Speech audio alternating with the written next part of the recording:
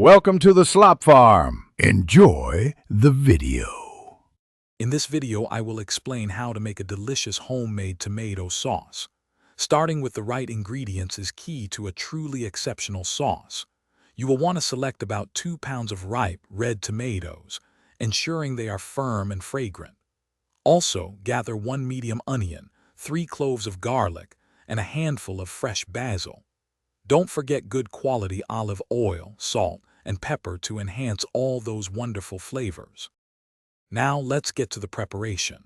First, wash your tomatoes thoroughly, remove the cores, and then roughly chop them into manageable pieces. Next, finely dice your 1 medium onion and mince your 3 cloves of garlic. In a large pot or Dutch oven, heat 2 tablespoons of olive oil over medium heat. Add the diced onion and minced garlic, sautéing them gently until they become translucent and wonderfully fragrant, which usually takes about 5 minutes. Once your aromatics are ready, it's time to add the star of the show, your chopped tomatoes. Pour them into the pot, stirring well to combine everything. Bring the mixture to a gentle simmer over medium-low heat. Now, season generously with about a half teaspoon of salt and a 1/4 teaspoon of freshly ground black pepper. Cover the pot partially and let it simmer for at least 30 minutes, or even up to 2 hours for a richer, deeper flavor.